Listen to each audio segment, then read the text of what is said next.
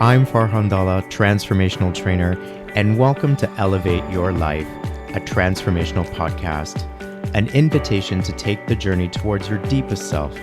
It is my intention to inspire you to connect, move, and meditate. We'll tap in, tune in, and dive in, and together learn and reflect from authentic, real, and transformative conversations.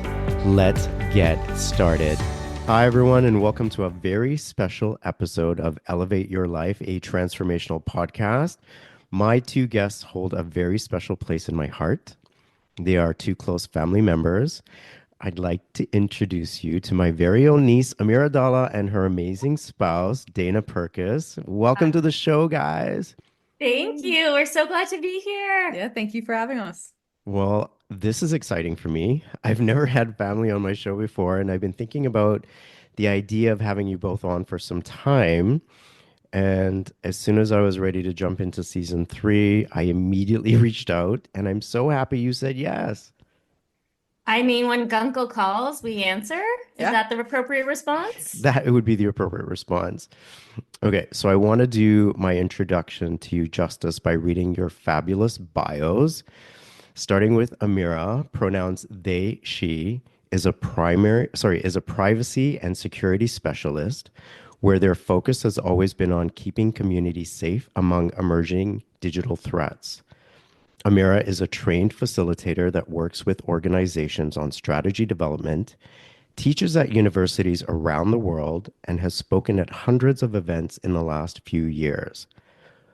With a focus on community care, Amira has been an active organizer and builder for the 2S LGBTQI plus and BIPOC communities among various organizations. In their spare time, they help women, queer folks, and people of color in career coaching and salary negotiating. After living in New York City for 14 years, Amira is excited to return to Toronto, yay, with their family and is relearning their way around the city. Something I hope to help you with, by the way. You are doing a great job. Yeah. So glad to have you back. And next, we have Amira's lovely spouse, Dana.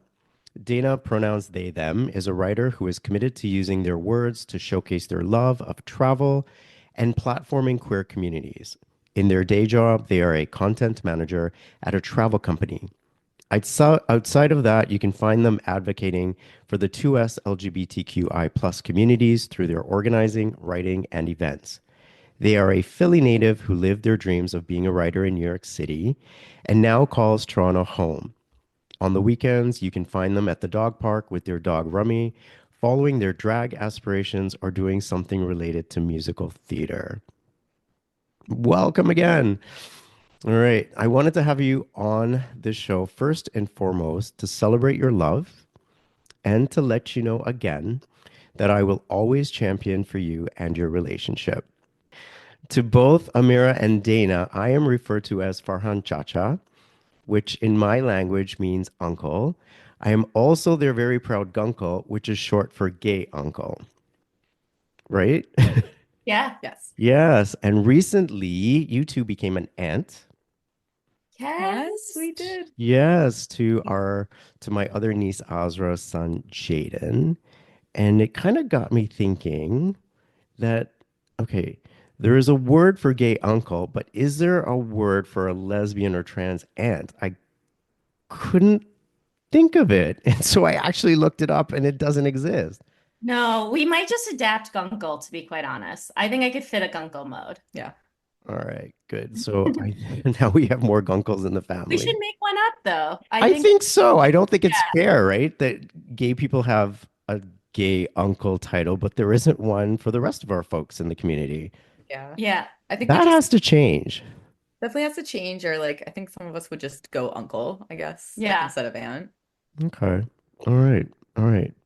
Yeah. Land does not have a vibe. No. Well, I tried a few and they almost sounded a bit vulgar. And I thought, I can't say this on this podcast or ever for everyone. So I'm just not going to say it. But anyway, I'll let you guys use your imagination. Anyway, Dana, welcome to our family. It's been wonderful to have you become a part of our clan. And I'm so honored that you both are bringing your amazing selves and your incredible queerness to our family. I especially appreciate the fact that we have a growing queer representation. Yeah, as for many years, it was sort of a lonely and isolating experience for me. So I love the way that our family is growing. True. You Yeah. know? Really S- beautiful.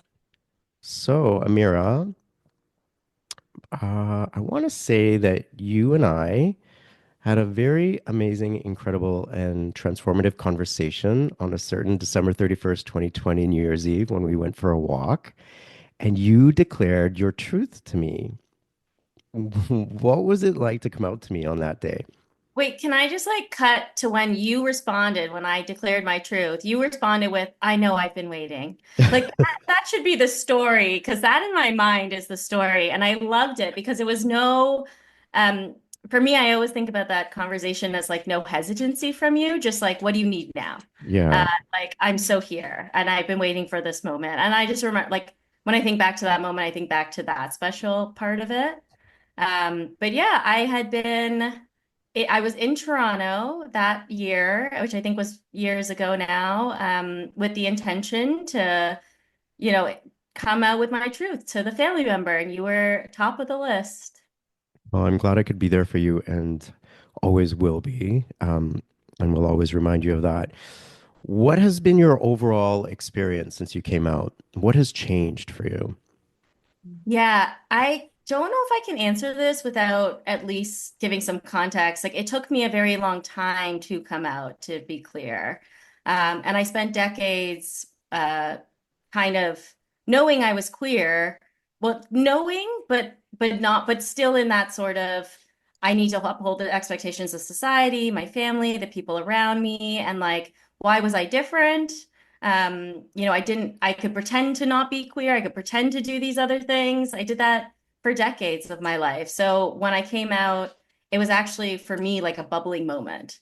I had reached a point where I was like, I can't hide anymore. Like I'm done hiding. I've done it for 2 decades, or more at that point. And I think for me, I often think about a conversation my brother and I had when I was coming out. He's like, "You've known this for like 30 years or so. Like you've experienced it, you've gone through your phases. You're now at the point where you're like, I'm bursting with queerness and like needing to be out." And he's like, "All of us are just coming along and learning. Some of us are coming along and learning right now. And so you're at a pace where you're like, okay, it's out there, it's done, let's go." And so I was like, okay, this is like, once it was out, I was like, cool, let's all move on. Like, we're good. I finally did this thing. We can keep going. I'm so excited to have the support and love of my family. So for me, I think it was sort of that phase of it had just been a really long time. And by the time I was ready to come out, I was like, okay, I'm going to throw some rainbows in the air, and that's it.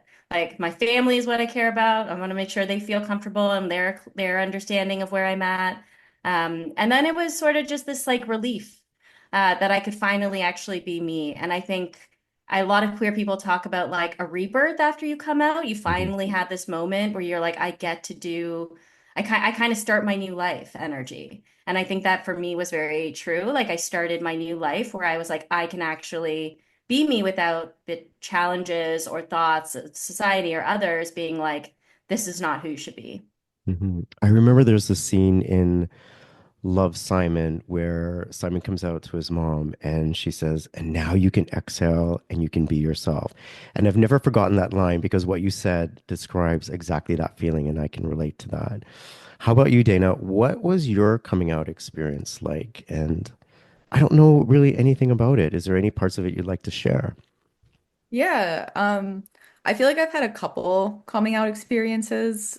First in high school, um, in the very beginning, I came out as bisexual, because I was like too scared to admit that I was fully a lesbian, fully queer.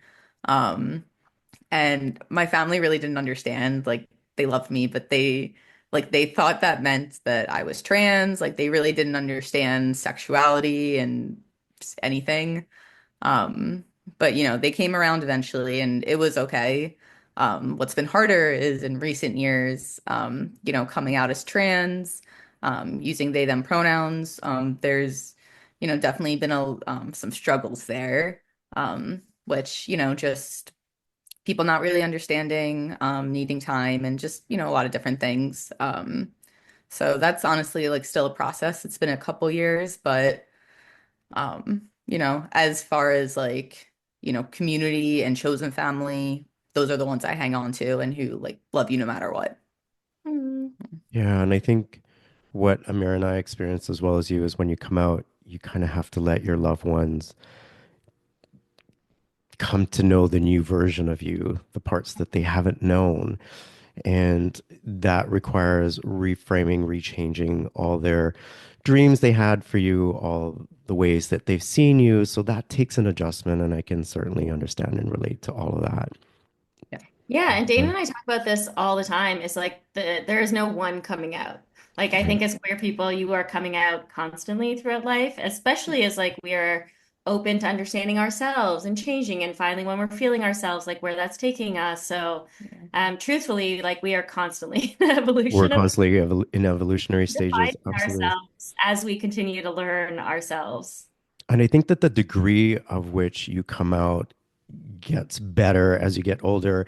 And the universe definitely gives you opportunities to come out even louder and prouder. And I talk about that in my first episode with my experience on Family Feud, because there's coming out to your family and your loved ones, and then there's talking about yourself in front of a live studio audience with a camera that's going to air a show that's going to go all across Canada and worldwide through social media. And you're like, yeah, there's definitely no coming back now, which is fine. But what I learned from that experience, and I talked about in the first episode, is like you think that you're comfortable with yourself to a certain degree, and you think, yeah, I'm cool. And then you're presented with a bigger opportunity to step into your wholeness. And those opportunities really help you to step into your truth to even greater degrees. So, I look forward to that evolutionary process and to continue to support it, whatever it looks like for the two of you. I That's love what that. Thank support you. looks and feels like. I Yeah. that I feel like the more that any of us step into our truth, like you kind of just gain a little bit more confidence, you become a little bit more you, as that journey continues, like kind of like you said, you get a little bit louder maybe because you're just becoming more comfortable, more confident. And it's Yeah. beautiful. Yeah. So growing up, did you guys have any queer idols? Like when I grew up, there was no one like that I can think of, right? There was no social media, there was no Queer Eye, there was no television shows with queer characters. Sometimes there were assumptions of characters that could be, gay. So I didn't have any queer idols, but did you have any growing up? And also, do you have any queer idols now? Ooh, Mister? Yeah, thinking about my queer idols growing up, I feel like that's a little difficult. I think my queer idols growing up were like any queer person I saw on TV. So I think first in middle school I saw Rent and like Angel like just totally became a queer idol. The cast of the L Word for all the flaws of the show and all. At the time, like those were my idols, and I think those were really the only ones I knew. Um, as well as one other person who was the only other queer person in my high school. And they were a couple years older than me, and they were I think like looking back, I think they were a little bit my idol, which I wouldn't have realized at the time. But looking back, I'm like, yeah, I kind of looked up to her actually. Um, so yeah, I think those are my career idols growing up, but mainly any queer representation I saw on TV, no matter how trashy it was, that Yeah. was I idolized it. Right. And how about now? I know you had an opportunity to meet Elliot Page. Yes. Gosh, yes. Elliot Page, absolutely. I mean, I feel like now I have so many queer idols. Absolutely Elliot Page, but RuPaul, literally any drag performer, any queen, king thing, I idolize them. I think, there's so much power in drag. And creativity and art. So I just love that. There's also, I mean, just so many people. Janet Mock, James Tom, he's a comedian. Murray Hill. Yeah, Murray Hill. But yeah, there's really, really a lot of queer idols now. Right. Amira, how about yourself? Yeah, I have to say honestly, like I don't remember many queer presences in my life when I was younger, and I think part of that, Farndra, is what you're talking about, is like there weren't any on TV or in culture when I was growing up. And I remember even when I was in high school and stuff, like no one was actively out. Like it wasn't a space yet where people could be, or people felt safe to be. People like myself were like hiding behind the scenes, like grasping at what we could. Took a date to my prom, like did all those things, but like no one knew, right? It was just me. You I took was, a female to I your, did. yes, yes. Yeah. Okay. What was And that like? Quickly, if you just wouldn't mind telling us a bit about that. yeah, I mean, this is the hard part when it comes to like queerness in the closet is like a lot of my partners were like best friends, Hmm. and that was like how they were presented to my family growing up. And so like there was no issues because they were like, oh, this is just your best friend. And they wouldn't think twice, or at least that was my perception. Like they wouldn't think twice about anything, and I could get by with that. So yeah, it was like I took up my best friend at that time, who we were in a long relationship. And I remember like that to me was so joyful, but it was something only I could hold. It was something where like when we took our prom photo, I was like, no one's gonna see this, like holding each other. I'll have this for the men's. And it wasn't a big deal because everyone was like, oh, you're best friends. That's totally makes sense. And for me, it was so much more. But yeah, I didn't have a lot of that queer presence. And I am also very fortunate to have you in my life as a queer Hmm. presence and like your community that I could look up to and idolize. But I remember when I was younger, the first time I ever saw Tracy Chapman perform, and that was a life-turning moment for me, that I hold on to this day because that was the first time I ever saw someone who I was like, that looks and feels like what I want to be, Hmm. what I want, who I am. And even at that time, like a whole bunch of artists were queer and they couldn't be out queer. I think about all the media and the way they like harass people being like, are they gay? Are they not gay? Like and Ricky Martin, talk about one of Hmm. your idols. Yeah. Like the sagas of that for even the queer folk that existed at that time. So yeah, Tracy Chapman was like a huge life changer for me growing up, and like they were always my little secret. I still don't know Tracy's actual pronouns, but and I don't know if they've ever really clearly stipulated those, but like yeah, that was like something I could hold every time I saw Tracy perform, or I'd rewatch the videos. I'd be like, my world would change energy.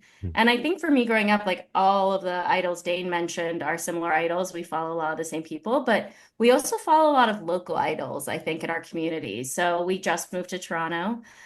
We are definitely identifying some of our idols here and people we really admire. I think we're Selena Vile. Selena Vile, drag queen, Gorge. George. Gorge is like a drag king. Like we Hmm. really love local drag things, kings, queens really stepping up and doing their work. And I think about like in New York, we had a lot of local queer power that we followed that I really idolized. So like Queen Jean, Raquel Willis, Peppermint, like a whole bunch of the queens and queers that held down the gender liberation programming in DC yesterday that had continued that work. So I have like the big idols, and then I have really local idols that I just love to follow and actually actively support where I can. Yeah. And speaking of drag brunches, I attended my first ever drag brunch with you guys, which was so much That is fun. wild. How was Wasn't that that your great? first drag brunch? That Because was my first drag brunch. Dana and I are like, we want to plan drag brunches. So we need you to get more familiar with them so you can join the crew. You know what? I would love that because I had such a good time and I got to go with you guys and my other nieces and nephews. So to experience that with my family is something that I never thought I would ever do. So to have that opportunity was life-changing in so many ways. Yeah. And it allowed me to continue to feel a deeper bond with all of you guys, especially you two, so we could share that queer experiences, which I know there's going to be much more to come. Yeah, So, it was so special and Yeah. so yeah. many more to come. And I just love that that was your first drag brunch. And then Glad Day. That's just Yeah. so special all around.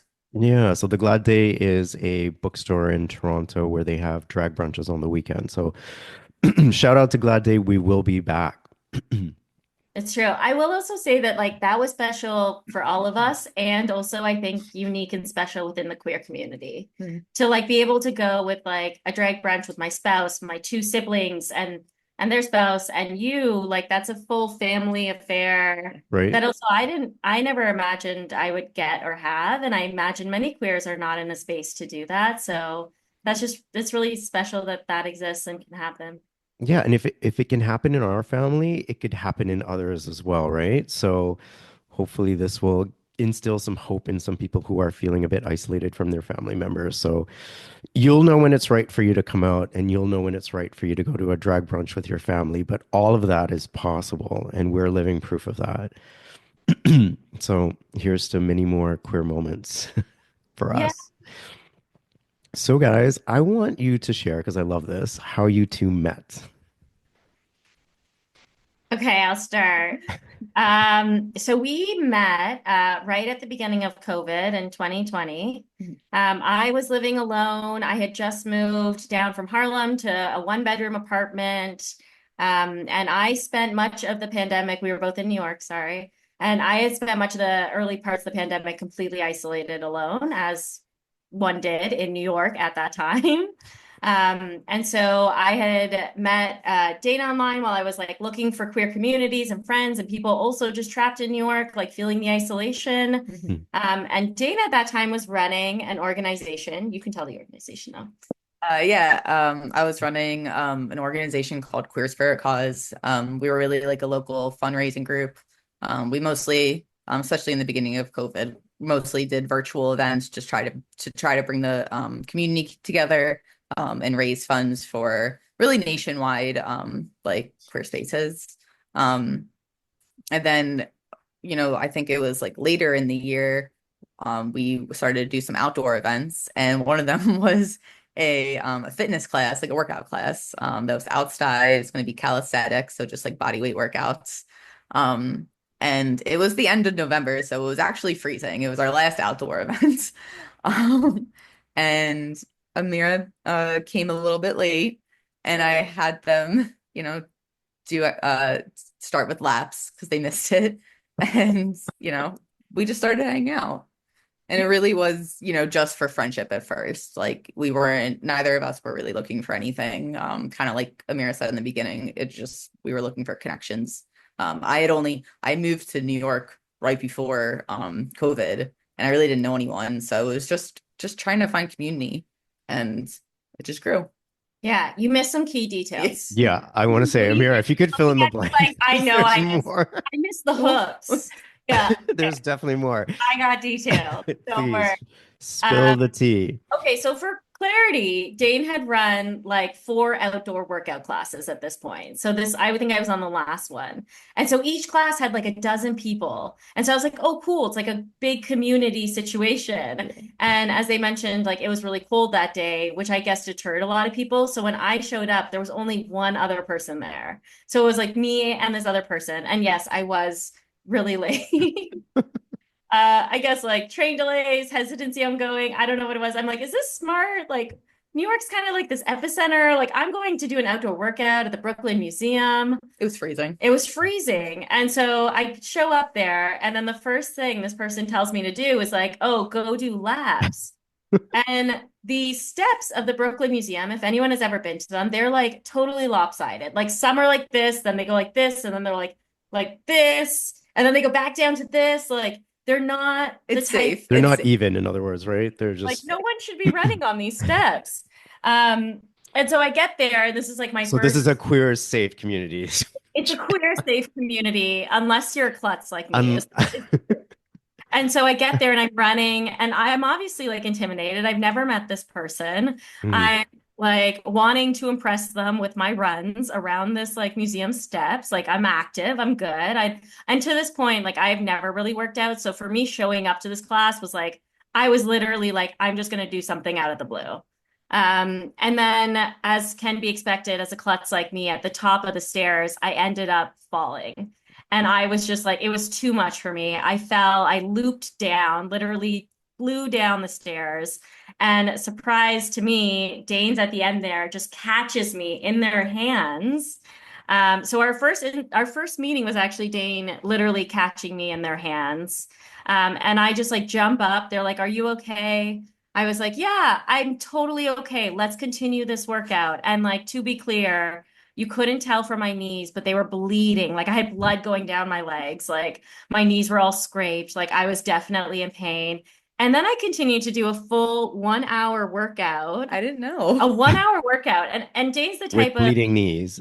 fitness and coordinator who's like, "Oh, how does that feel?" And I'm like, "Totally fine. Like, I'm doing okay." And they're like, "Great, let's make it harder." And I was like, "I hate this They person." were just like, I'm fine. Like, I It's genuinely easy. was like, "I don't want to ever come back." This is starting to sound very Hallmarkish now that I'm hearing you talk I think because we often joke, and my it mom jokes a sounds lot like about, very, I mean, you and I, Amir, have seen a lot of Hallmark movies in the past, and the plot is sounding very yeah.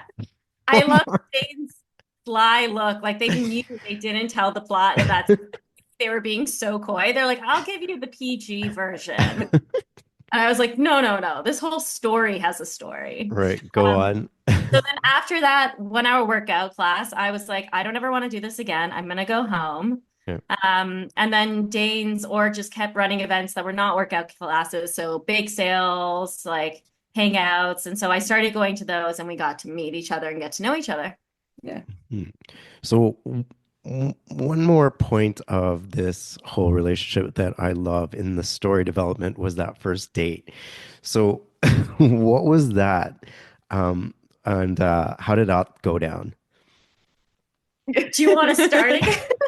Okay, so for the first date, it wasn't a date, but I guess it was a date.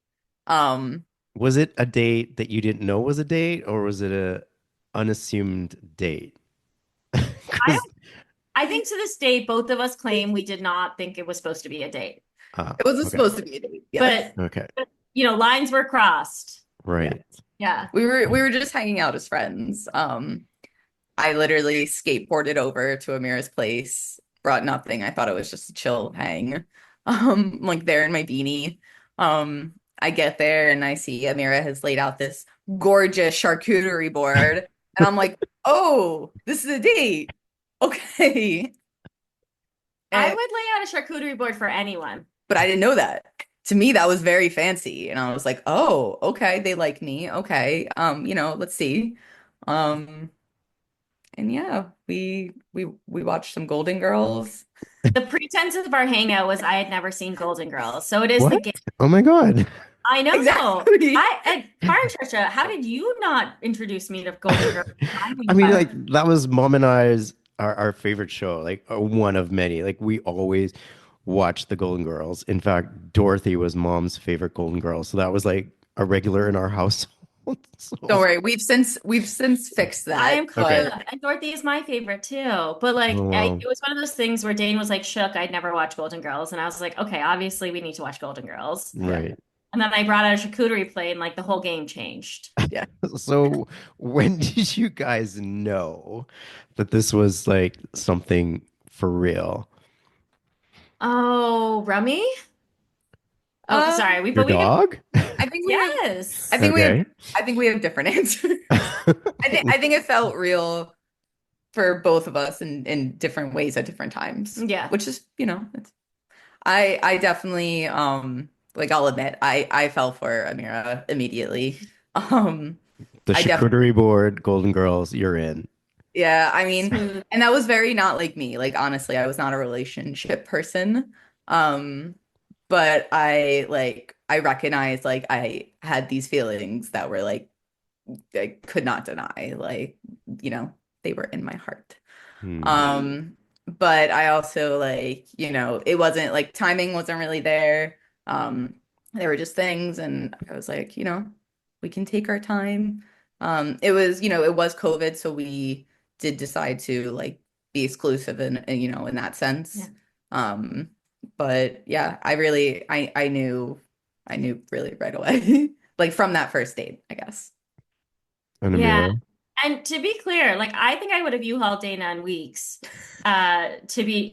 To be frank, like I would have been the exact same timeline as you had it not been like I had just gotten out of a long, hard relationship. And so I just done this bursting of like coming out to everyone and being like, it's done. Like I'm can do all the things I want to do, but also I was like, I need a little bit of time to process, to understand that, to like work through with my family.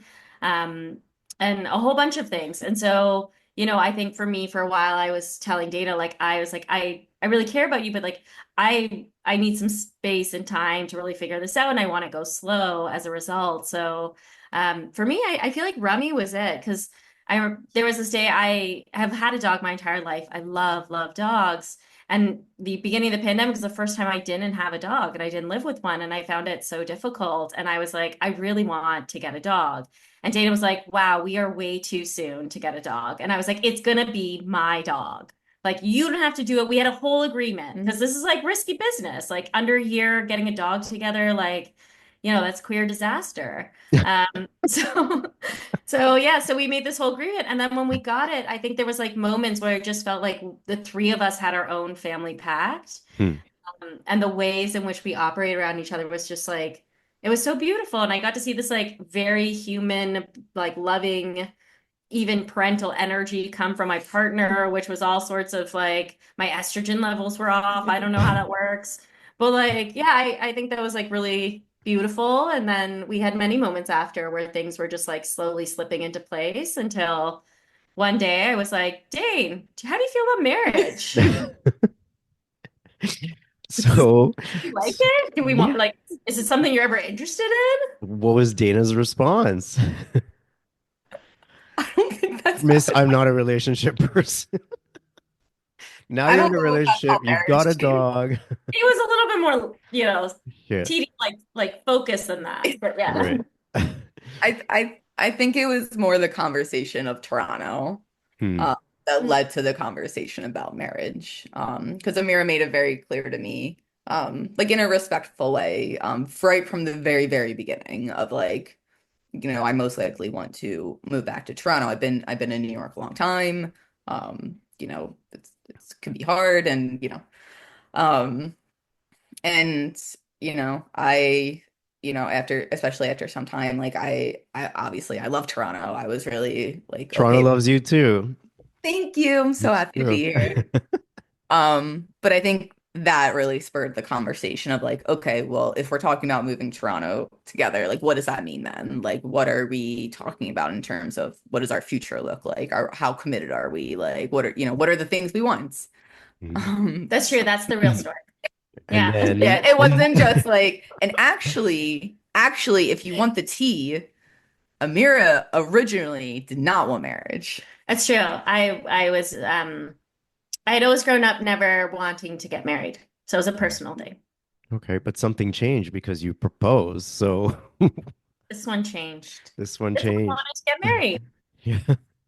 I did. Well, I wanted to get married, but mostly because I was like, well, yeah, like we're moving, we're doing these big things. Well, just yeah. So how did the proposal go down? it was the best. Well, okay, we'll continue the story. So Dane really want we had the do we like are we marriage people energy question. Hmm. And then Dane really convinced me that like a lot of people fought for a right to get married. Like this is a big thing to do, but also like there's many avenues in which we can reclaim what marriage is. And that really was big for me. And I was like, yeah, okay, I feel good about this. And then the next obvious question was like, oh, how do you feel about proposals? So I was like, I do not, and this is a personal preference, there's no judgment or shame on this. Like, I just didn't want to be proposed to.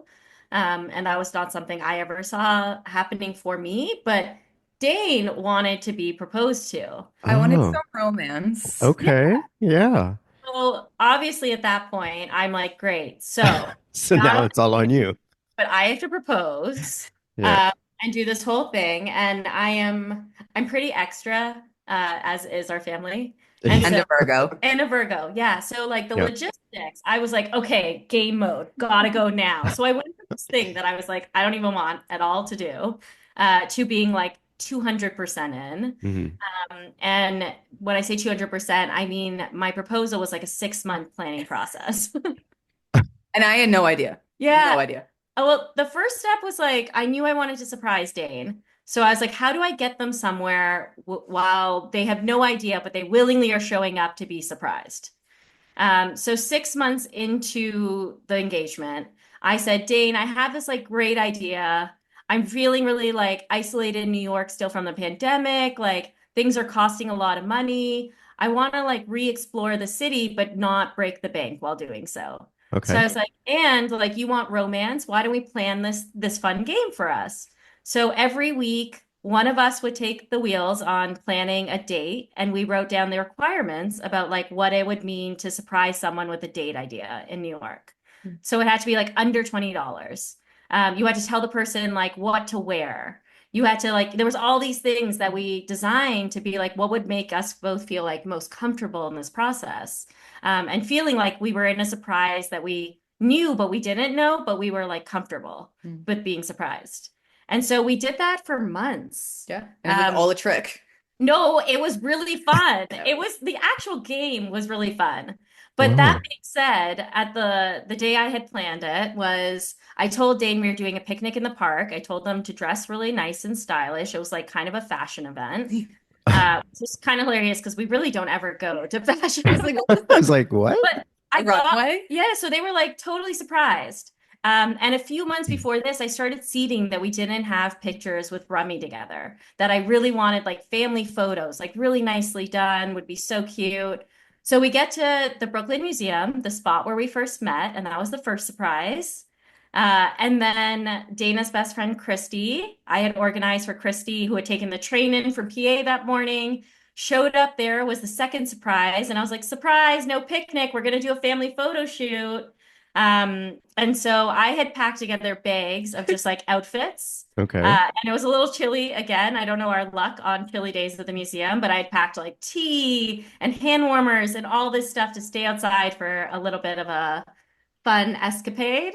And so the first one, I had Dana turn around and blindfold each time. And then they turned around and Rummy and I were in sports outfits. So it was like a sports theme photo shoot. So With our own teams. I was in Toronto Raptors, you were in 76 Phillies, 76ers, and Rummy was in an Eagle Eagles. jersey. And so it was like so fun. We had this whole theme photo shoot.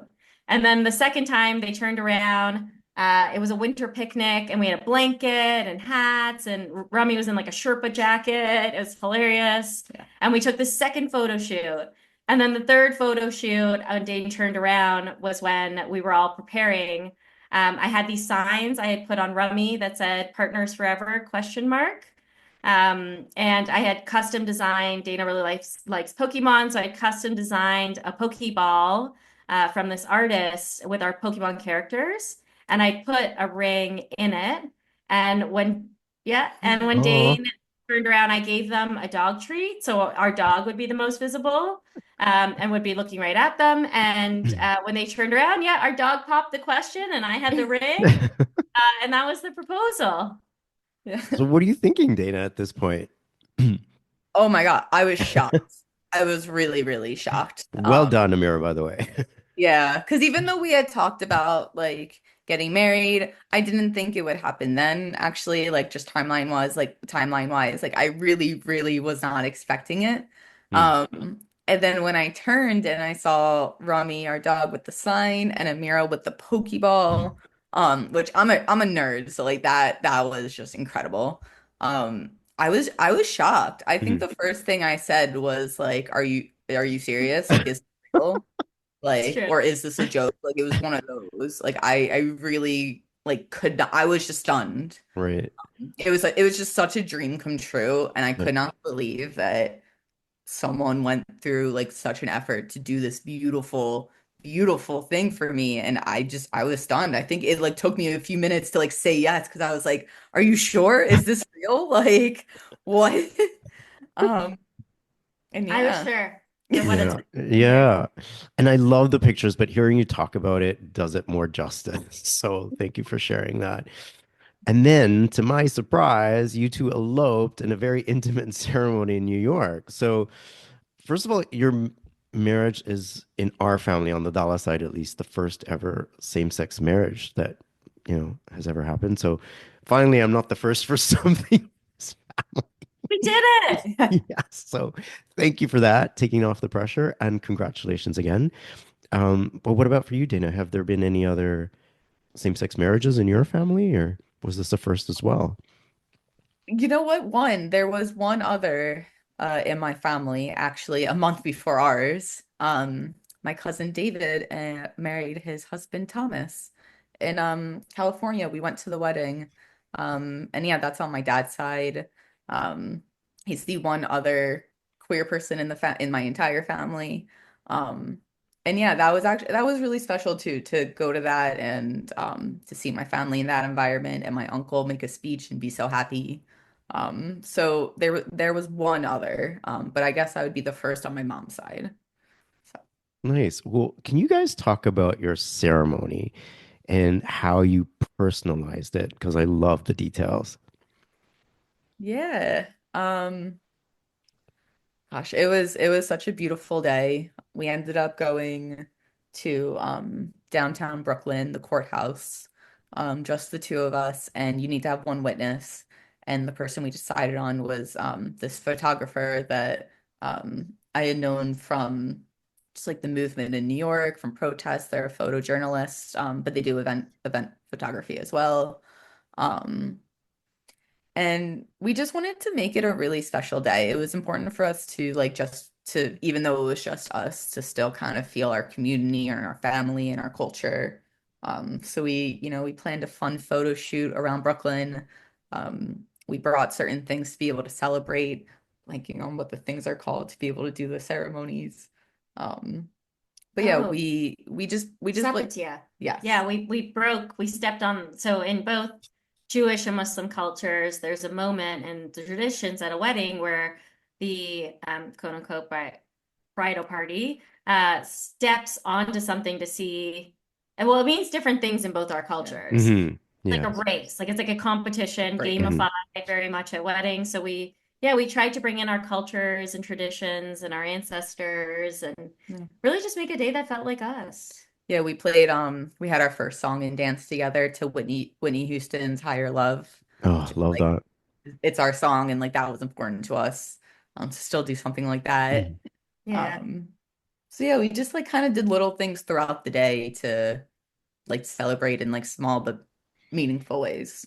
I love how you brought the traditions and honored ancestors. And I think, Amira, you did that in a very special way that, touched me. And that was including your grandmother, my mother's ring as part of the ceremony, which was Yeah. great. So I felt like all the ancestors were there. And the pictures are just beautiful. And I'm going to share some of them with, the promos for this. So, guys, Okay. please check out the pictures of this lovely couple's wedding because it was just beautiful, and the looks on your faces speaks volumes. It still does today. That love cannot be denied, and it is one of the reasons why I want to highlight and celebrate your love in this way. So, in honor of your wedding, consider this part of your celebratory events. So, yeah. Oh, no, we feel really lucky and we're really blessed. And, Mm. in a different situation, we would have wanted you and all of our family and chosen family there. And that's just was not in the cards for us. And so we're so lucky to have designed something that worked and felt like us to the T, and then continue celebrating in so many ways with our family, like even now. Yeah. Yeah. And because you're here in Toronto, that makes it easier, right? So, Yeah. which I, for one, am really grateful for. So, you've relocated, you've uprooted New York, you spent 14 years there, you started your relationship, and now you two and Rummy have come to Toronto and have called this home. So, what has that transition been like? I Oh, mean, I think first and foremost, we're both really yeah. grateful to be in Toronto and to be living here. Really grateful to have, personally started my like PR application process like almost 2 years ago at this point, a year and a half ago. Um, Wait, your permanent yeah, residency. Yeah. Yeah. yeah. Just because obviously things with US administration and all now. So really we're just like very grateful to be here, to be able to be here, and to, have a great family and community already here to help us. Yeah. I mean, I think we're transitioned, which is honestly its own success. Like we're so excited to have a home and like getting our feels around the city, and like spring and summer is blooming, and it makes it so nice to just be outside and get a feel for Toronto. But yeah, I mean, there's so many ways we're connected to our friends around the world and even back in the US that like we definitely have a lot of feels around that. And know that while we're lucky, like so much of our activism and work still exists there. Hmm. And so yeah, I think we know and we're grateful and appreciative in so many ways. And also like, it's been a transition. Hmm. Well, I will happily help with that transition in any way that I can. I see a lot of beach days ahead. Yes. Yeah, so in Toronto, we have a queer space beach called Hanlon's Point, which we've been to together when you guys were visiting in the past. So I definitely would like to spend some more time with you guys there. More drag brunches, and yeah, let's see what. Absolutely. Yeah, yeah. Really, all the gay things. We'll do them all. All the gay things. I can finally do it with some family, which I'm really excited about.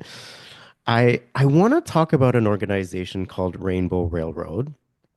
Okay, they're a Canadian charitable organization created to rescue 2S LGBTQ plus people. They help people who are in imminent danger from anti-gay terror. And side note, I will be attending a fundraiser for Rainbow Railroad this Pride Month. So I'm excited to support their cause, and I'll put a link in the description for people who want to learn more about this organization and who may want to donate to their cause. But in any way, the CBC, or Canadian Broadcasting Corporation, reported this February 25th that Rainbow Railroad received nearly 1,200 inquiries from 2S LGBTQ plus Americans on November 6th, 2024 alone, after Trump returned to the White House, after getting only about 700 US based inquiries up to that point in 2024. So nearly double on one day. And I'm kind of wondering, I mean, we talked about your main reason for moving back here, but did the current US administration have any influence on your decision of leaving the United States and coming to Canada? Yeah, to some degree. I mean, we made the decision while Biden was still in office. Like, it would have been probably a couple of years before the election, but we also knew that Trump would be, I think at that point, we also knew that Trump would be in the next election. And I personally had low expectations for, what would happen.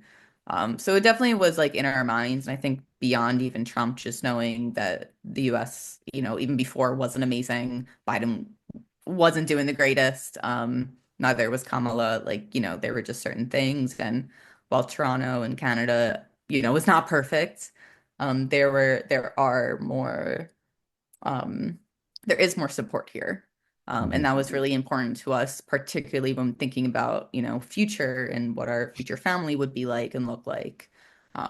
So in those ways, yes, absolutely.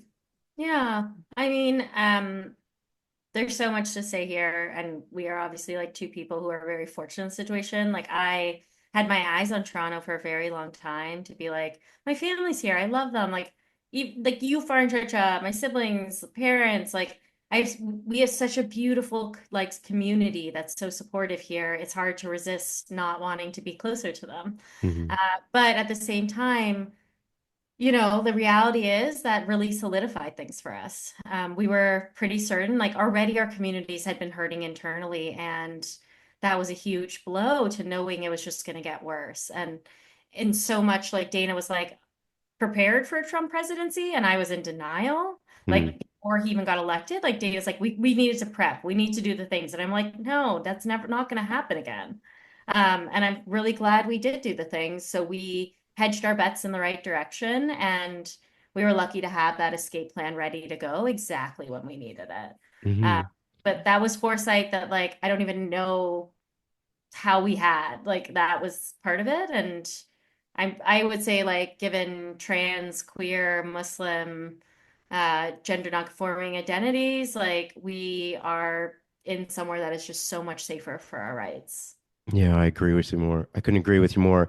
How did your queer experience change over the years living there through the changes in the administration,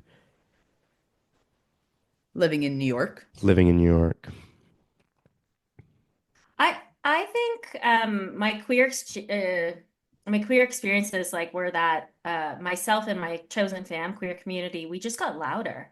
Like Mm. I think there were moments where like not too long ago, like 10 years ago, I was like in the closet. And then I was like, I am so loud about being gay now, because I'm like, we don't have a choice. Like, we are actually kind of funneled into that. And then, like, our communities were supported around that. And I think I read this article recently about, like, as queer people, we actually need friends outside of activism, but so many of our chosen family come from activism, and ours where we're all planted and where we're all like convening around, because that's where we're moving and pushing the needle on things.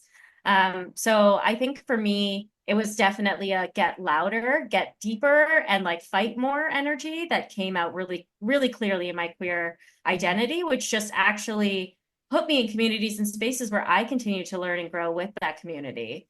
And seeing and feeling like the power of all these people who were truly expressing themselves and standing up to fight for that, really inspired me in ways where, I started to transition how I looked and felt in my queerness and how I represented that. So I would say that part had a big effect on me. And you both are, you know, advocates in your own right. But what do you think we can all do to support those that are at risk right now because of the consequences of the changes that this administration has put in place?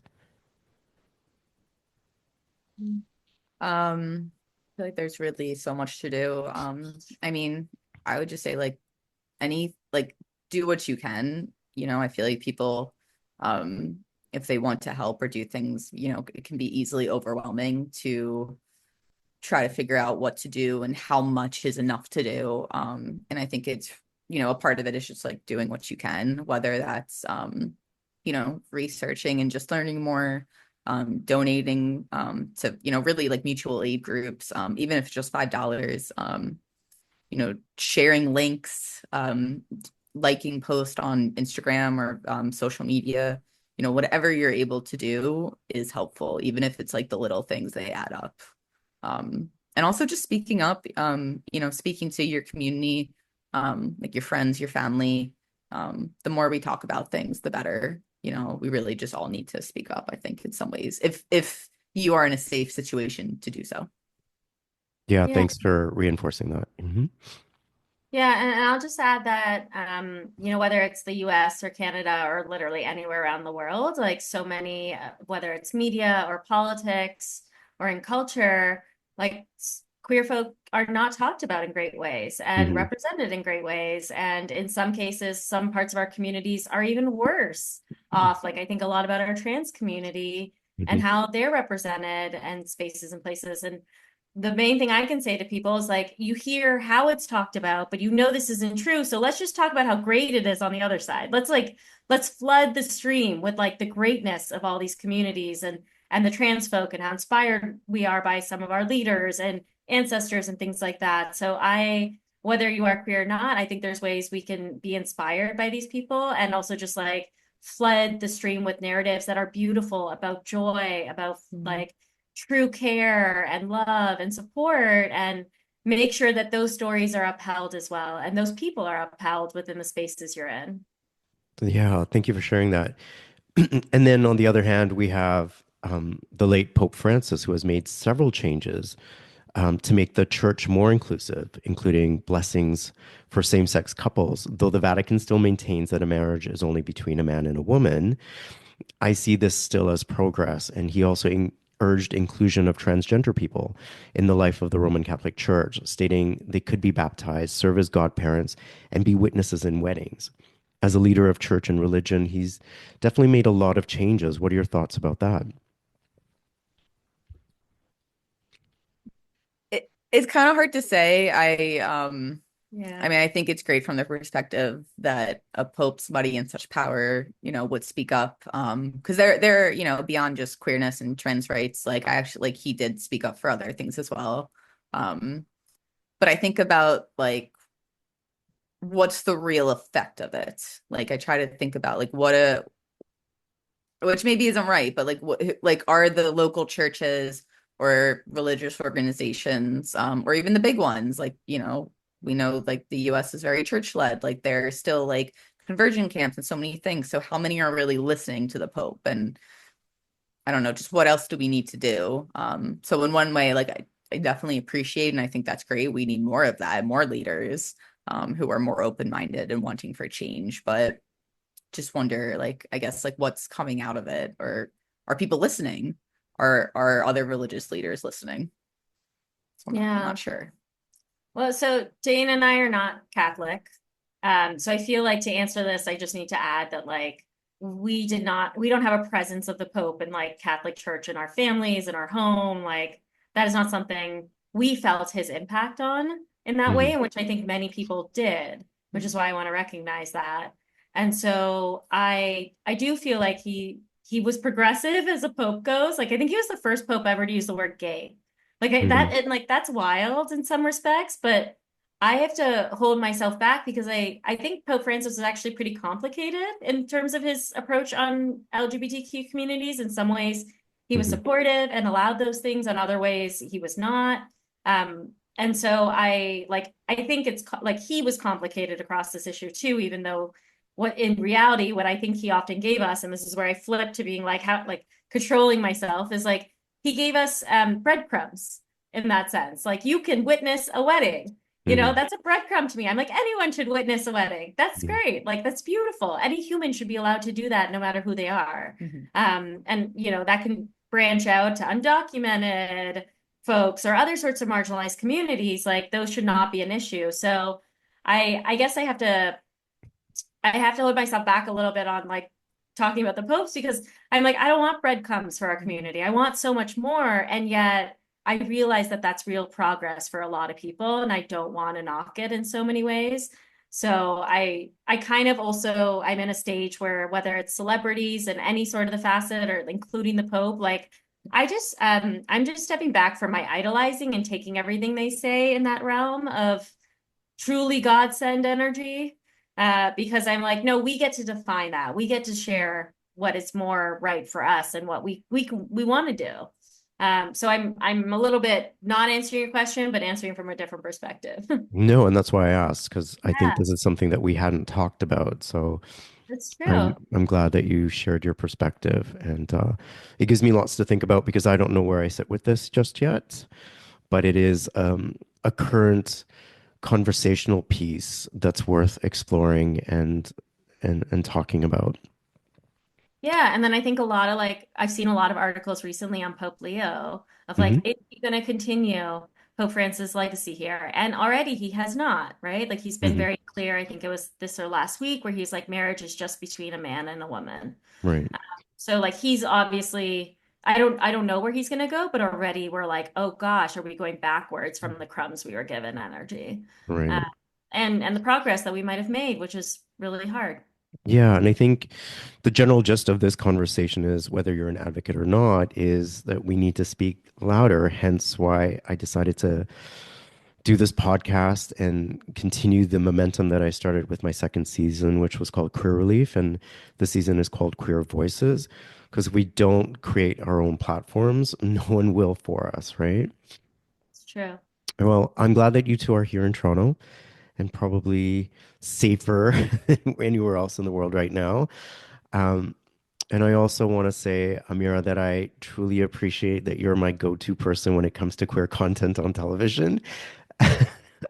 So I finally have someone to talk about shows like Queer Eye and Heartstopper, which are all queer-based content shows. And every time I finish watching a season, you're the person that I call and say, "We need a debrief. Tell me what your thoughts are about this season. What do you love?"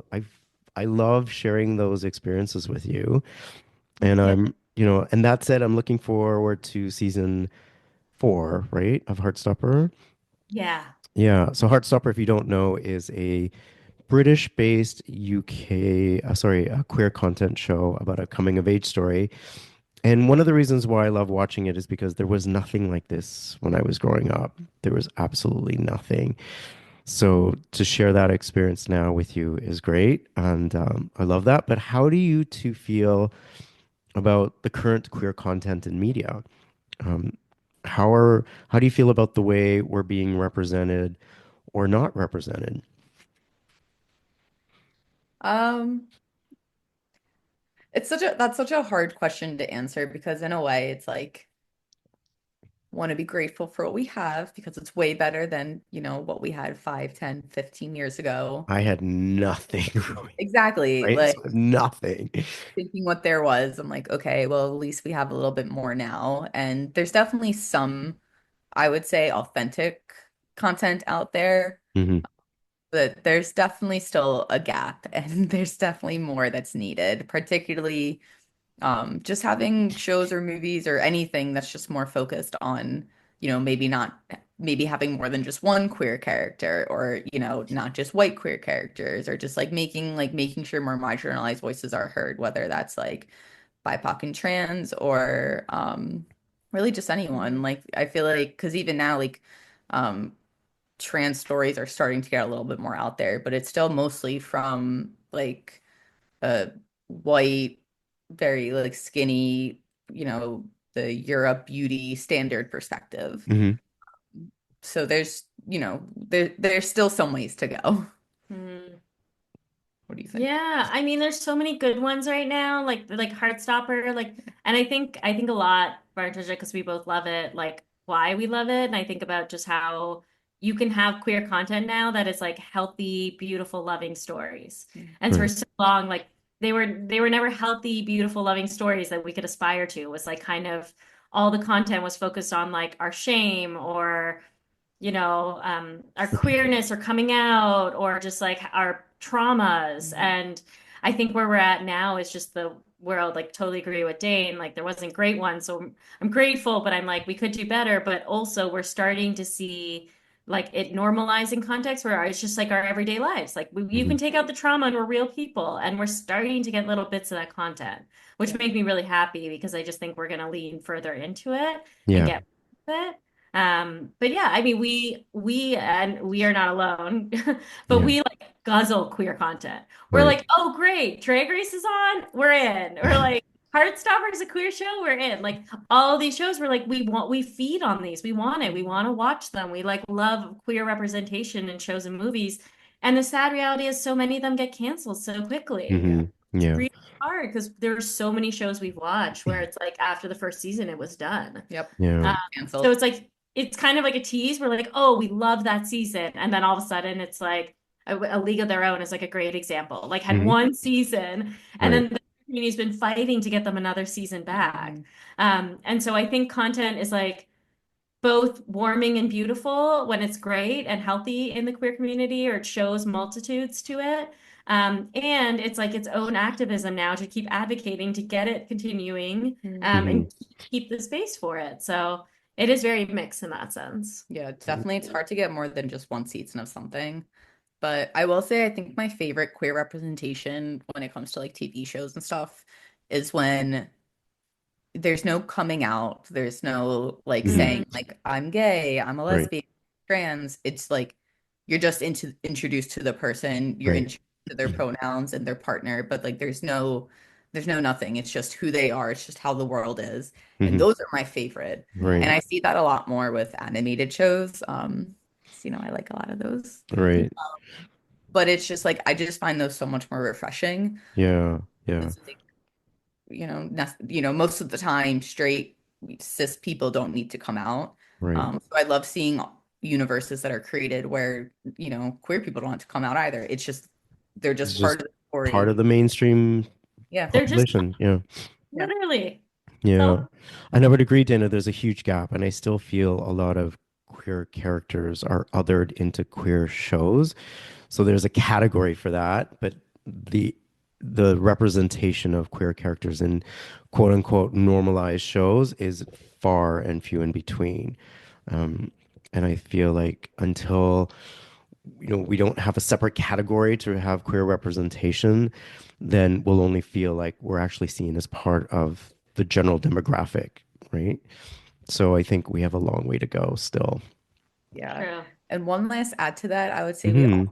the community and film industry need to get to that point and we're getting closer, but where the queer characters are played by queer actors, Yeah. Hmm. and like that's Yes. the huge thing that we're still Yes. seeing straight Right. straight or cis people playing a queer or a trans person. And not to say that could never happen, but the point is that, those roles should be given to the queer community because that's really how to support us. Like, give us jobs, It's give us true. security. Yeah, So that as well. I agree with that. I'm so glad you brought that up. And now we are in Pride Month. So I would love to know what pride means to each of you.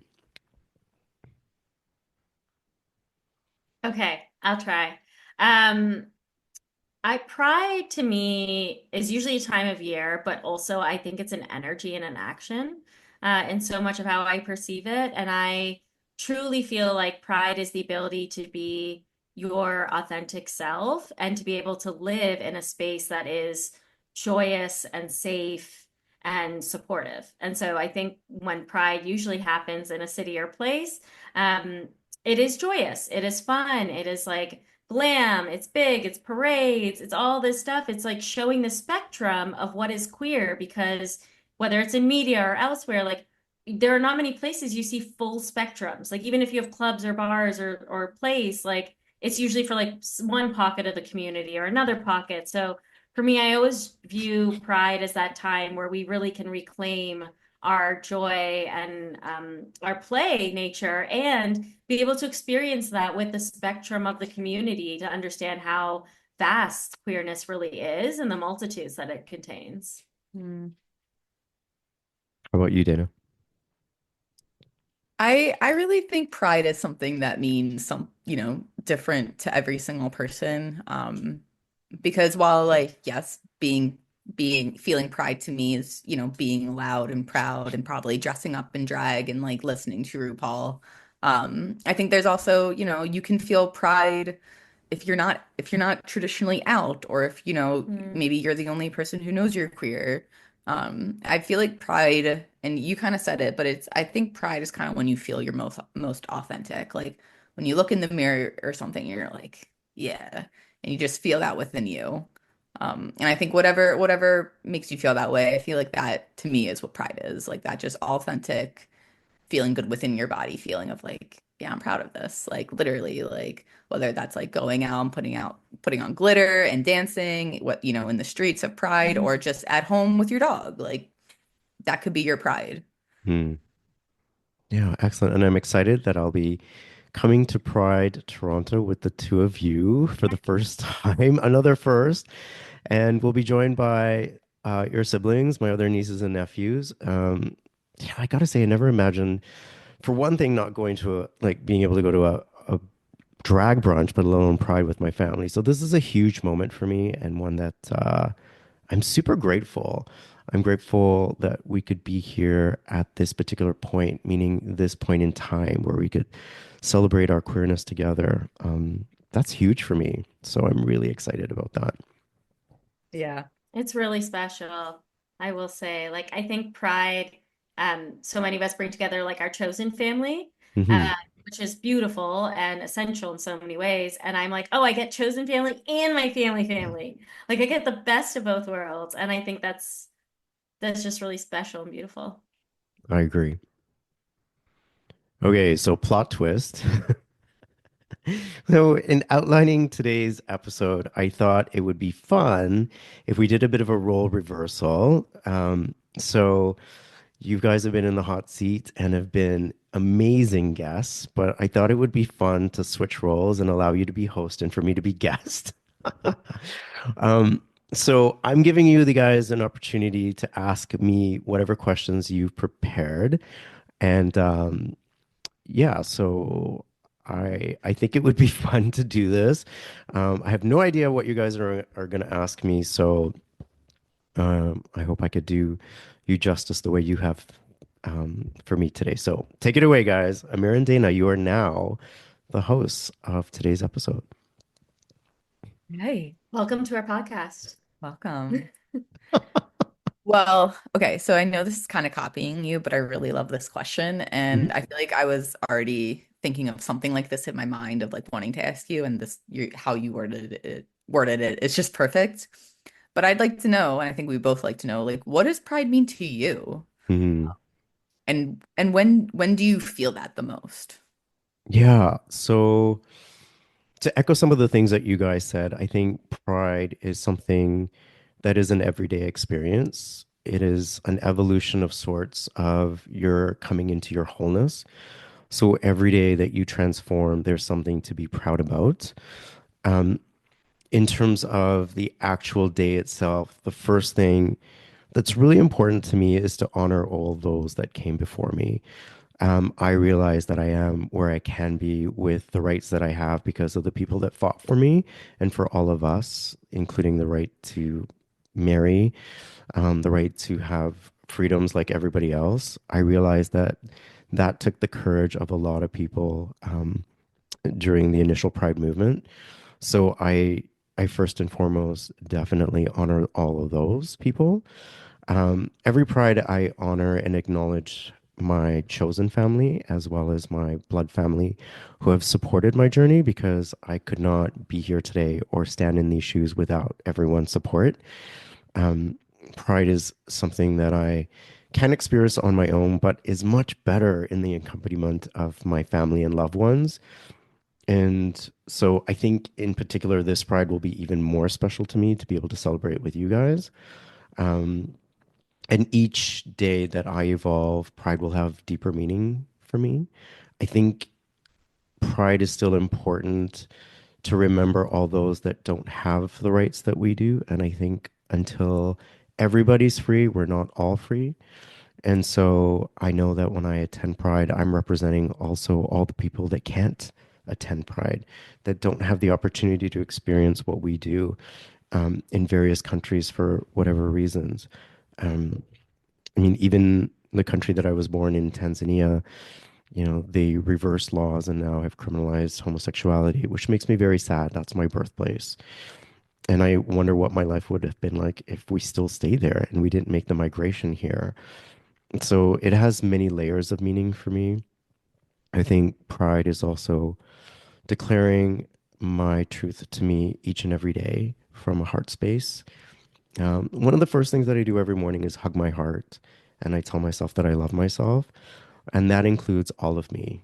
It's not separate parts or the parts that I don't like, but it's all of me. Hmm. That's Beautiful. beautiful. I love that practice. Thank you. Yeah, thank you for sharing that. The Yeah. answer. Um, I might continue that with a question that I had not planned. So I'm going off script already. So by literally 2 seconds in, I'm like, I'm off script. Um, I think a lot about the intersectionality between queerness and being Muslim.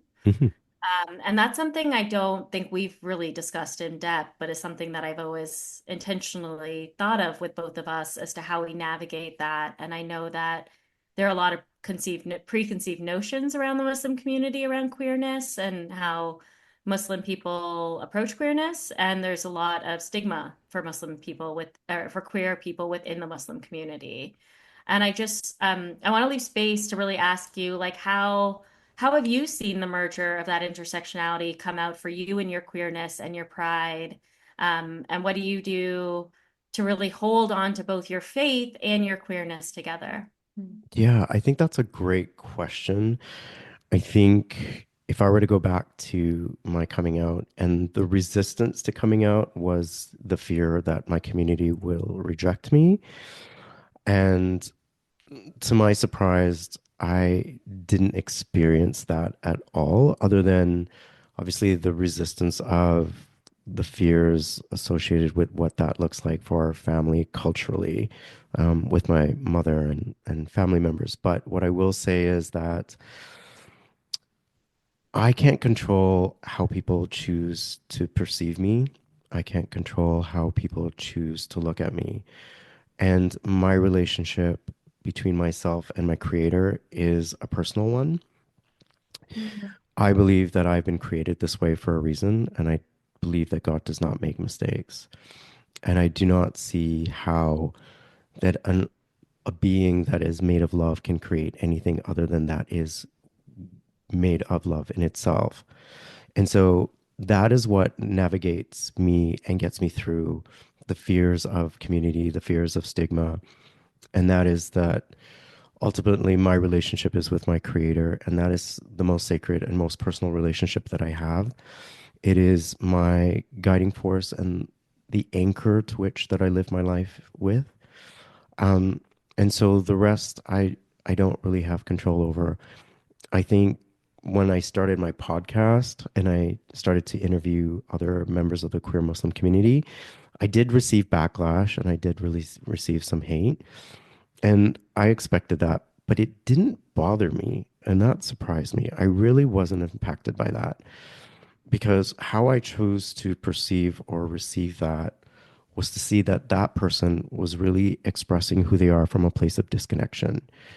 Because if you are expressing yourself from a place of connection, you can't use words of hate. You can't express words that create more separation and more fear. And so wherever they are, I don't judge. But what I do know is that when I am challenged in that way, I'm just reminded of my own connection and how any fears that could lead to more, disconnection is only separation consciousness, and that's it. Hmm. Beautiful. That's also like for me, that just shows maturity and growth and your confidence in you. It's taken a while to get here, but I don't know that. Yeah. yeah. Hmm. Well, I feel like that's actually a good segue to my next question. Hmm. Speaking about like, where you're at now, like the confidence you've built, um, maybe at once there may have been a time in your life where you weren't quite like that. So, um, I'm stealing this from Drag Race, but Okay. if you could go back, like what would you tell, let's say like a 5, 6 year old you, or 7, 8 year old, like what would you tell a younger you that maybe didn't quite have that confidence that you have now that you've worked so hard to get? Hmm. So that's a difficult question for me because I feel like it's almost like a what if, right? Like what if I had said that or what if I'd known that? But if I could reframe the question to what I would tell another 5-year-old who maybe, growing at a certain age and just being where they're at is affirming to them that who they are is enough, that who they are doesn't need to be any different, that who they are doesn't need to conform to expectations, that who they are doesn't need to mask any part of themselves, that the truth of who they are is what the world needs to see, that because they're here, they are here means that they are here to make a difference in the world. And that doesn't require to be anything other than who they are. Um, I would also tell them that they are loved profusely and profoundly, Hmm. that the number one relationship that they'll always have to have is the most important one, is the one with themselves, and to hug their heart every day Hmm. and to give themselves all the love that they would want from anyone else and to be responsible for giving themselves that love and not to place that expectation on anyone else. And it doesn't matter what the world has to say about them. Thank you. That's a beautiful message that regardless of age, I think everyone needs to hear. That's true. I was like, I was trying to hug myself in that. I was like, Mm. yes, Try it. I know. Do you Yeah. really just like hug your heart like, I wrap my arms around like this. I Oh, love that. Yeah. that Hmm. was beautiful. Yeah, I think what I learned is when I was a caregiver, my capacity to give love. And I think when you're in that situation, you realize just how much you have to offer another human being. And so when my mom transitioned, one of the things that my grief counselor pointed out was that you must have learned through this experience that you've had all this love to offer and to give. And so then I thought, okay, Mm. if the most important relationship is the one with myself and I have all this love to give, then I need to learn to give that love to myself too. I think that when you're a caregiver, you make another person your priority and everything about them comes before you. And so after my mom transitioned, I went through a whole identity crisis and I thought, what do I do with all this love? Who do I give it to now? And that's when I learned to start giving it to myself. Oh, I, that's so important. I can't, like, if you can't love yourself, how the hell are you gonna love somebody else, Gonna you say know? That's that. Lizzo and everyone else, right? I know where that quote came from. I love it. But Yeah. if we don't practice it, we won't know what it feels like, right? Yeah, so true. And in this capitalist society, most of us really aren't taught how to love yourself, why to love yourself, beyond an egotistical way, Yeah. which Yeah. is so important to spread that message that we should love ourselves and give that love to ourselves. Yeah. And if you're listening to this, try it. Hug your heart every morning. But if you are feeling discomfort in that, lean into it a little bit and ask yourself why. Yeah. That's your work to do. I've done mine. Yeah. Oh, okay. I have another question. Okay, fire away. Barn Chacha. Yes. We are incredibly, as we already shared, two generations of Dala queers. Hmm. And I recognize, and I just want to start this by saying thank you and having gratitude for the space you've carved out for me and my queerness amongst the family, and all the ways you've led and done a lot of firsts that I have been able to follow. I recognize that constantly, Yeah, and I I worry appreciate. about that. I want to be Well, a good role model, right? I know, but if we even just break this down to the bare min, like, there's not a lot of queer elders around a lot of people. And I like grew Hmm. up with my queer elder and I get to hold my queer elder. I get to go to drag brunch, but like not calling you old, I promise. But you know what I mean? Like, There's that yeah, yeah, difference. yeah. But like the generation before me sort of energy. Yeah. And it's so special and it's so beautiful and I'm so grateful for it. And I think about this conversation around content that's available and even just the stats around like youth are becoming even queerer and the fact that we have the first baby born on the family and the next generation's here. Hmm. And so I think about all the space you did to carve out for my generation and for me, not just me, but others. And I'm wondering what you think we can do to carve out for this next generation, given that they'll have so much, hopefully, more queerness and rights than we will, but also that there's probably still going to be so much stigma and stuff that they have to process and deal with. So, like, I need your advice to be like, what do we do next? How do we create the next gen with us?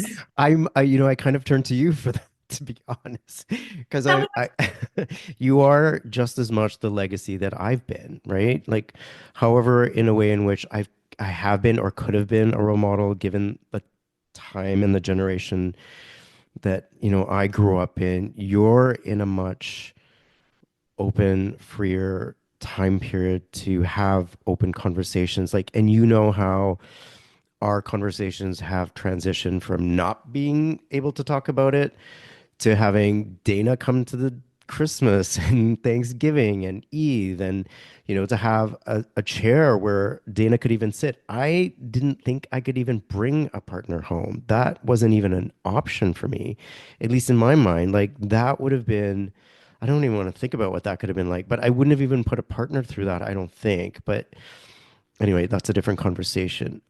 I think really I can continue to facilitate what I've been doing as best as I can by stepping into my wholeness, to living my truth unapologetically, and being able to not, you know, become small when we get together at our gatherings, because that was, my previous experience. But to be able to express who I am in my wholeness without masking myself at the tables. And I think that's going to be something that you're going to do better than I did. I think that's something that you're doing better than I am. And so I feel like maybe that is possibly something that we share together, to create that space. Having people like Dana be a part of our family, to see that everyone is included and that everyone is welcome, will change the landscape in which, Jaden, Azra's son, your nephew, is going to see the world. Like his world is going to be far different than the one that I grew up in and than the one that you grew up in. And so I think that as we continue to be ourselves and show up as ourselves authentically without our masks, we'll be leaving the best possible legacy that we can. And I Yeah. and I think about my legacy all the time. I don't have kids. You guys are it, right? Every time I make a post, every time I write, I think about you guys because these are the things that I'm leaving behind. This podcast is another form of my legacy. To be able to have this conversation and allow the entire world to listen to it, I mean, that's life-changing for me, Yeah. right? And I hope that one day in the archives, when our future generation is going through our pictures and they see you and Dana, they see your wedding photos, and they see the love, they're not even going to think twice about it. It'll be a norm. It'll be something more to celebrate. It'll be something more to honor as far as the ancestors that we are going to be for that generation. And I hope this podcast does the same. Hmm. Yeah, I'm like actually getting emotional. All right, well, that was beautiful. Thank you. And I have a quick follow-up. Hmm. So when we talked about my coming out story, I had said that when I came out, you were like, I know, I've Yeah. been waiting for this moment. So if for others who are in positions like yourself who think that they might have like a queer niece, nephew, someone in their family, um, what was that like? How did that feel for you? Was there responsibility there? What were the actions you took and what was going through your head? Slash, how do people navigate that position and do it with such grace in the way you did with me? To how to respond to when someone comes out to you. I think beyond that, like you had already assumed I was gay, but you didn't come to tell me. Yeah. And so you did this thing where you waited. And I Hmm. want to talk through like any advice you would give to others if they are assuming or have like an inkling that their family member's queer, like what they should do.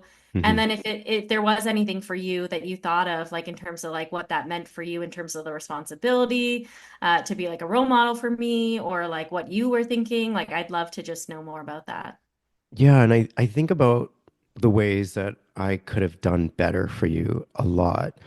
Um, because I feel like, obviously I was in a different situation and circumstance and constrained by a different generational time. But for other people who suspect that they have a family member or a loved one, a child, son, daughter, whatever, who they think is queer, you need to normalize the conversation of what that means in your life and in your family.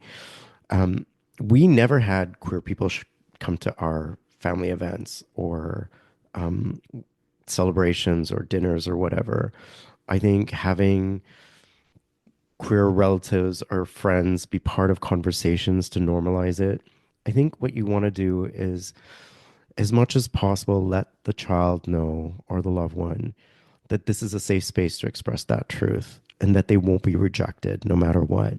And then ultimately, as you know and I know, that moment is really up to that individual to know when it's the right time for them to express that truth. And as hard as that is, it shouldn't even be, you know, a coming out experience. Like it should just be known and that's it. Like Dana was talking about in certain TV shows, right? That whole coming out process, I just wish was not an issue and not even something that should be a conversation. It'd just be like, so who are you dating? Like, is it a boy or is it a girl? Great. When can we meet them? Either or Right? either, not a boy or a girl. Yeah, whatever. Whatever it is. I think having an environment that is a safe space will help a person realize that it's not going to be an issue because I think the greatest fear that we have is that we're going to be rejected and that in some way our family is going to reject us or our loved ones. And so to reduce the fear of rejection is the most important thing. Would you go up to a person and say, hey, I know you're gay? Like, I'm not sure if I would do that. I think you have to decide that based on your relationship. I think in your case, I needed you to be in a place where you were ready to tell me. I wanted to be there for you so badly. I wanted to let you know you've got an ally, you've got a Guncle, you've got a Chacha, you've got nothing to worry about.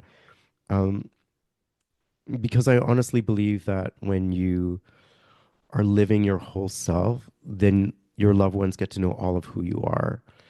And the longer you keep that from them, the longer you have the opportunity to develop a deeper, more meaningful relationship with them. And it's hard living a double life. It's so hard separating all the pieces of you when you're with your family and when you're with your safe and chosen family.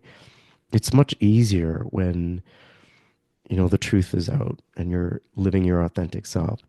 And I think that when you are living your authentic self, you give others permission to do the same as well. And so you never know that, as a queer person, when you come out, how that's going to impact other people to reveal their truths, whatever they're masking, right? It, Mhm. it does have an impact on everyone. You know, your revelations allow people to reveal parts of themselves too that they may be hiding, whatever that may be as well. Yeah. I hope that answers your question. No, it does. I didn't actually reflect to this conversation what it meant for you to hold that knowledge before I had shared it with you and what that might have meant for you. Um, which is like obviously it's like it's my story, it's my narrative, but like for others to see me before I see me and then to be able to hold that without me and wait for me to come was just so beautiful. Yeah, I think the first person you really have to come out to, and this, is yourself. And the advice I was given is that before I tell anyone, I need to walk in those words and literally. So the exercise that I was given was okay, go to the gay village, say the words, and walk as though you're living in that truth. And that was really scary. And it took me a long time to embody that, in my physical being. And so I had to get to that place where I could say it and walk in the space of knowing that my body was aligned with that truth. And, once I got to that place, then it was about starting to tell people. Yeah. Mhm. So I think that before you have that conversation with that loved one, you kind of have to respect where they are on their journey because you don't really know where they are until they tell you, right? Yeah. Yeah. Yeah. Yeah. Fair. One last fun question. We have one last one, our fun Okay. one. Oh yeah. What would your drag queen name be? Wow. Oh my goodness. I've never thought of this. What would my drag queen name be? I might need help with this. So Um, I mean, if you haven't thought about it yet, that leaves a lot of room for brainstorming. yeah, I might need help with this. I mean, that's nothing I've ever thought of. I guess, I mean, I have nothing against drag. I've never wanted to wear a dress. I've never wanted to do drag or, I've definitely started to step into my wholeness as far as dressing and experiencing expression in many ways and storytelling. And, my next episode, which you guys will be listening to, will address that with my next guest. But as far as my drag name, hmm, wow, I don't know. I think you stumped me on that one. That's okay. You can think about it. Yeah, I there's like might have to come back to you on that. But at the it's also fair, like if drag's not for you, if you don't Mhm. have or need want a drag name. Like Yeah. Yeah. fair hearing that. I'm like, yeah. Yeah. But you know what? You two are my drag experts. So I'm going to put you on the assignment. Okay. You are on the No, assignment to come up with my drag name. I don't know when I'd ever use it, but if I ever had to, then I know who to come to. we're on the assignment. You're Yeah. on the assignment. Yeah. Okay. Well, so maybe in future episodes, if I happen to come up with my drag name, I will reveal it on my podcast. How's that? We Yeah. love it. Okay. Thank you so much. I think that was the most challenging question I've ever received in my life, to be honest. To which I don't have an answer, so I'm so sorry I failed you. I mean, Um, who is family if not technology? No, I'm kidding. well, Amira and Dana, I love you so much. Well, we No, love you. we love you too. Thank you Thank for having you. us here. Yeah, thank you for being a blessing that you both are. I love your love. I can't wait to celebrate Pride with you. I can't wait to talk more Heartstopper Queer Eye and any new upcoming queer shows and content because I'm always going to need a debrief. Yeah. I can't wait to spend summer days with you at Hanlan's, which is Toronto's Queer Beach, and so much more. Thank you for taking the time to speak with me. I will always remember this. It is now forever documented and something that I could go back and listen to many times, and I know I will. I hope this was a really good experience for you. It's been an honor to have you as my guest and also as my host. Yeah, it's been amazing. This has been so fun. It's been great to Yeah. just talk and hear your questions and get to question you. Yeah, Yeah. I mean the playfulness of getting to question you is really fun as well. And also like I love the way we can demonstrate and lead and inspire others with family, queer joy and all the memories that you mentioned that we're gonna have and I cherish so much. So thank you. You're welcome. And finally, Guncle loves you. Oh, No, we love you. yeah, we love you too. No. I'm Farhan Dalla. Thank you for taking the time to listen to today's episode of Elevate Your Life, a transformational podcast. I hope today's conversation has elevated you in some way and inspired you to connect, move, and meditate. I'd really appreciate your support by following and rating this podcast. Come back soon and join me for another transformative conversation.